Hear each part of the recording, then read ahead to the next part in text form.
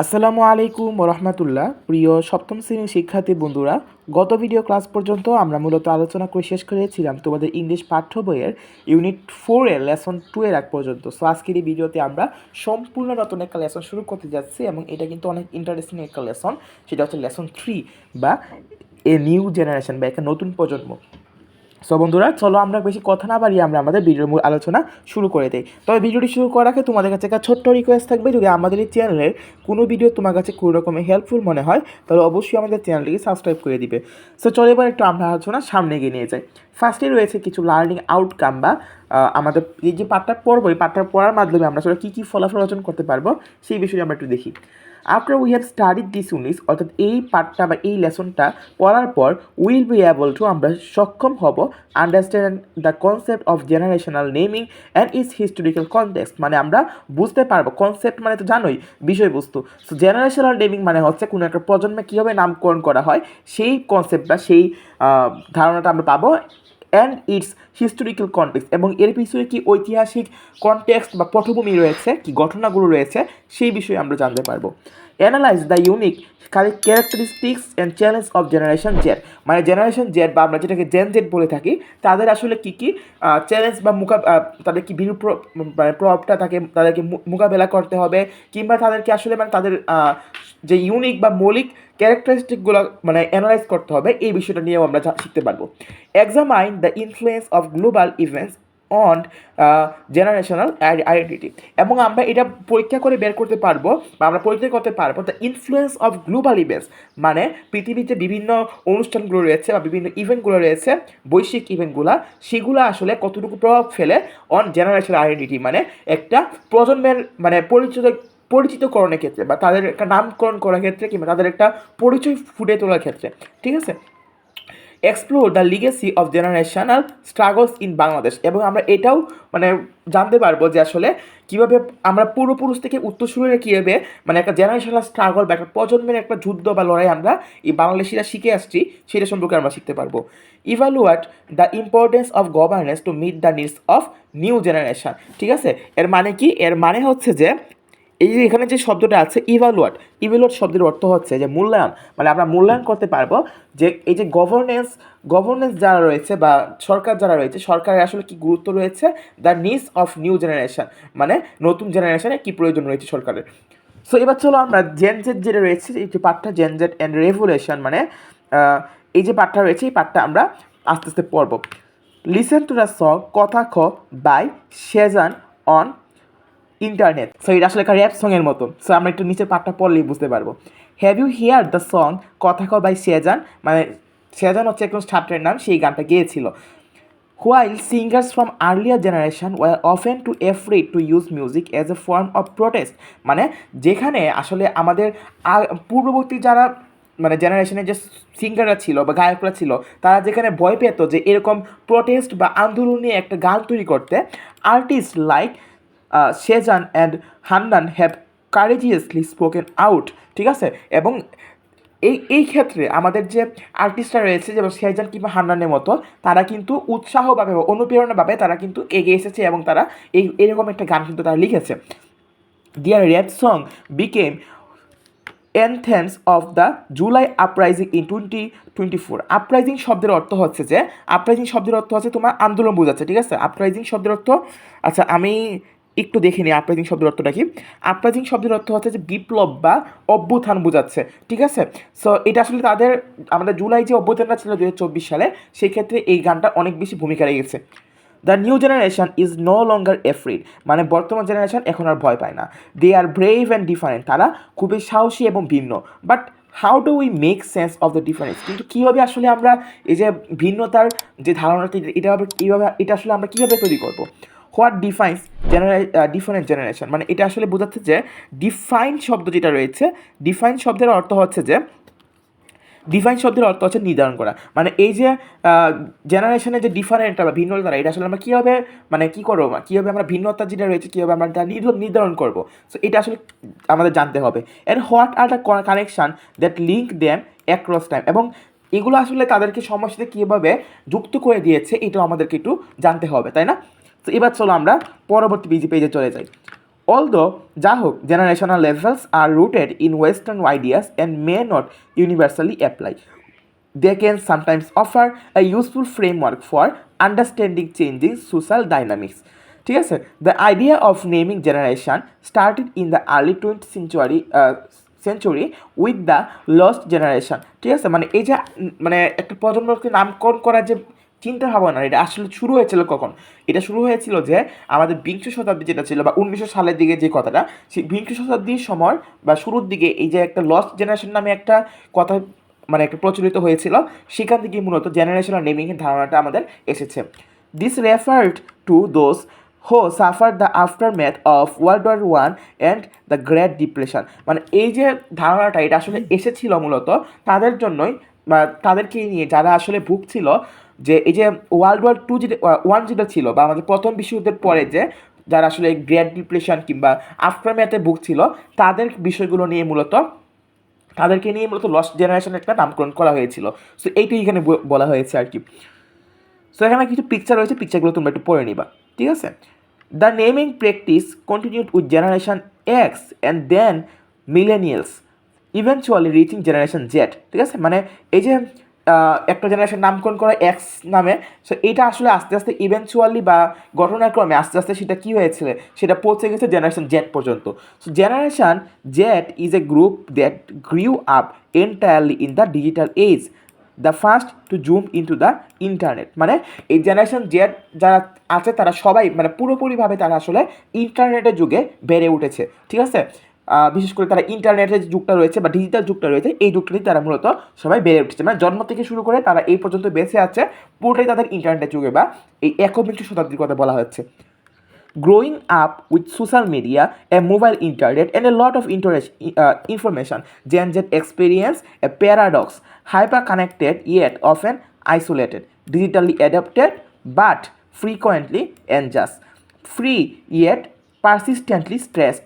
They have also witnessed transformative global events, climate crisis, political turbulence, turmoil শব্দের অর্থটা কি আমি একটু বলছি, দাঁড়াও একটু দেখে বলি আমি। সো টার্মোয়েল শব্দের অর্থ হচ্ছে অশান্তি। ঠিক আছে, মানে তারা আসলে বেড়ে উঠেছে কি, তারা এই যে এই লাইনটা থেকে আমি যদি বলি, তারা আসলে একটা প্যারাডক্সে বেড়ে উঠেছে, যেখানে আসলে হাইপার কানেক্টেড রয়েছে, আইসোলেটেড, মানে যদিও হাইপার কানেক্টেড বাট তারা কিন্তু মানে একাকী, তার পাশাপাশি ডিজিটালি অ্যাডাপ্ট, মানে তারা কিন্তু ডিজিটালভাবে তারা কিন্তু মানে সংযোজিত বা অবিসংযোজিত রয়েছে, বাট ফ্রিকোয়েন্টলি অ্যানজাস্ট, কিন্তু প্রায়ই দেখা যাচ্ছে তারা কি মানে খুবই উদ্বিগ্ন হয়ে যায় বা উৎকণ্ঠার মধ্যে পড়ে। Free year persistently stress, they have also witness transformative global events, climate crisis, political turmoils, মানে আমাদের যে রাজনৈতিক সমস্যাগুলো রয়েছে বা রাজনৈতিক অশান্তিগুলো রয়েছে সেগুলোর কথা বলা হচ্ছে। এরপর কি বলা হয়েছে দেখো, এরপরে বলা হয়েছে যে like the Ukraine Russia war and genocide in Palestine. Genocide মানে হচ্ছে গণহত্যা, মানে প্যালেস্টাইনের গণহত্যা, রাশিয়া ইউক্রেন যুদ্ধ, that shape the world they are suppose to inherit. ঠিক আছে, এরপরে কি বলা হয়েছে, in Bangladesh the struggle for progress has been a part of its generation, if the freedom fighters of 1971 largely part of the baby boomer generation. মানে এই যে 1971 যারা যুদ্ধ করেছিল মুক্তিযোদ্ধারা, তাদের জেনারেশনটাকে বলা হচ্ছে মূলত কী জেনারেশন, তাদেরকে বলা হচ্ছে baby boomer. Helped liberate the country, তারা আসলে আমাদের দেশটাকে স্বাধীন করতে সাহায্য করেছিল। Their struggle led the ground work for 1980s fight for democracy against autocracy. মানে তাদের এই যুদ্ধটাই মূলত তাদের যে জেনারেশন যুদ্ধটা, এই জেনারেশন সবাই তো মারা যায়নি যুদ্ধে, তাদের কিছু মানুষ কিন্তু মানে তখনও বেঁচে ছিল। তারা আসলে 1980 সালের দিকে ডেমোক্রেসি এগেনস্ট অটোক্রেসি, মানে স্বৈরতন্ত্রের বিরুদ্ধে, অটোক্রেসি মানে হচ্ছে স্বৈরতন্ত্র, তো এই স্বৈরতন্ত্রের বিরুদ্ধে তারা আসলে গণতন্ত্রের একটা আন্দোলন মানে তারা গড়ে তুলেছিল আর কি। Today's young generation born around 2000, মানে বর্তমানে জেনারেশন যারা আছে তারা আসলে 2000 সালের দিকে জন্মগ্রহণ করেছে, ক্যারিজ দিস লেগেসি ফরওয়ার্ড, তারা এই যে উত্তরসূরিতা বা এই যে লিগেসি মানে কি, মানে পূর্বপুরুষ থেকে তারা আসলে পেয়ে আসছে। ঠিক আছে, তো তারা আসলে পূর্বপুরুষ থেকে পেয়ে এসেছে এই জিনিসগুলা। দেন 2018 root safety protest and a brutal crackdown that followed marked a significant shift in Gen Z's consciousness। মানে এই যে আমাদের 2018 সালের সময় যখন নিরাপদ সড়কের দাবি উঠেছিল বা নিরাপদ সড়কের আন্দোলনটা চলছিল, তখনই আসলে এই জেন জেডদের বিবেকটা জেগে উঠেছিল। sharpening their political awareness and reshaping the role of media in their world. So এটা আশা করি তোমরা বুঝতে পেরেছো। Consequently, the 2024 uprising was led by this generation who realized the ineffectiveness of political establishment and grew increasingly frustrated with the status quo. The July uprising of 2024 signals an urgent call for adoption. Outdated methods can be no longer meet the challenge of today's world. To truly support Gen Z's ambitions, we need concrete steps as political rhetoric has failed them. Only with this commitment can the vision and energy of this generation be given the support they deserve. So এটা আশা করি তোমরা বুঝতে পেরেছো। এবার চলো আমরা activity A B C যেটা রয়েছে সেগুলো উত্তরগুলো একটু দেখে আসি, ঠিক আছে? আমি তোমাদের জন্য নিয়ে নিয়েছি এখানে, চলো একটু আমরা একটু দেখে আসি উত্তরগুলো ফার্স্টেই। ফার্স্ট কোশ্চেনটা ছিল এরকম, what does generational naming refer to? Why do people name different generation? Generation naming refer to the practice of leveling different age groups based on shared experience, cultural influence, and historical events. People name different generations to better understand and categorize the unique characteristic, challenges, and societal impacts of each group. So, এই ছিল আমাদের প্রথম কোয়েশ্চেনটার উত্তরটা। So এবার যদি আমরা second কোয়েশ্চেনটার উত্তরটাকে একটু খেয়াল করি, সেকেন্ড কোয়েশ্চেনের উত্তরটা কী বলা হয়েছে? Describe one unique characteristic or challenge of the current generation.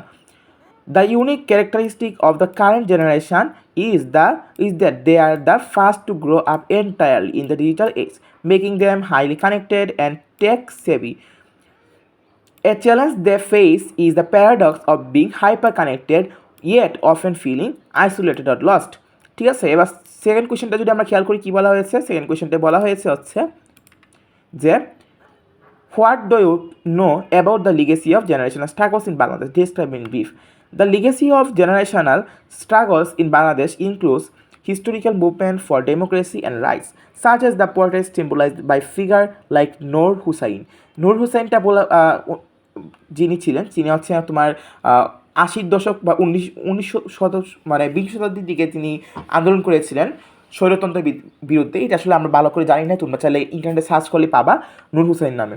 হো famously had drawn with autocracy painted on his body. Their struggles highlight the ongoing fight for good governance and political reform. Why is good governance important for meeting the needs of new generation? Good governance is crucial for meeting the needs of new generation because it ensures that policies and systems are responsive to their aspirations and challenges. Effectiveness governance can provide the support of opportunities necessary for younger generations to thrive and contribute to society. আচ্ছা, so এখানে একটু ঝামেলা হয়েছে, আমি দুঃখিত, এটা আসলে অন্য একটা নং। সো এরপরে যেটা বলা হয়েছে দেখো, match the words with their meanings, এটা আমরা একটু দেখি। Match the words with the meaning with their correct definitions. Given the words correct definition. So rhetoric যেটা ছিল সেটার সাথে বলবে আমাদের বি নাম্বারটা, the use of language to persuade or influence often in a manipulate way. অটোক্রেসির সাথে বসবে হচ্ছে a system of government where power is held by one person with absolute authority. 3 নাম্বারটা বলা হয়েছে কনসাসনেস, এটার সাথে বসবে হচ্ছে ডি নাম্বারটা, awareness or understanding of something, especially the state of one's mind. Paradox সাথে বসবে হচ্ছে a paradoxical situation where two opposite condition exist simultaneously. Frustrationের সাথে বসবে হচ্ছে the feeling of being upset or annoyed, especially because of an inability to change or achieve something. এরপরে আমাদের এখানে activity C ছিল, আমরা একসাথে চলে আসতেছো, খুবই দুঃখিত, আমি অ্যাক্টিভিটি সিটা আমি একটু চেঞ্জ করে দিই। আচ্ছা, অ্যাক্টিভিটি সিটা হচ্ছে একসাথে বসবে এটা। সো কী রয়েছে দেখো একটু, fill in the gaps with the words from the list below. So এখানে কিছু ওয়ার্ড ছিল, তোমরা বই থেকে দেখে নিবা, হয়তো বা এই ওয়ার্ডগুলো হবে, lost generation, gen Z, political, digital, connected, এগুলো ছিল। সো এগুলো নিয়ে আমরা একটু ইউজ করি, আমরা একটু ফিল ইন দ্য গ্যাপসটা পূরণ করি। The term lost generation refers to the generation affected by the aftermath of the World War I, the Great Depression. Gen Z is the first generation to grow up entirely in the digital age. The 2018 road safety protest marked a shift in political awareness for Generation Z. The July uprising of 2024 called for a new methods to address the challenge of today's digital world. এরপর লাস্টে ছিল Gen Z experience a paradox of being both hyper connected yet often lost. So আজকের video এই পর্যন্ত থাকবে, দেখা হবে next ভিডিওতে। ততক্ষণ সে ভালো থাকবা, সুস্থ থাকবা, আল্লাহ হাফেজ।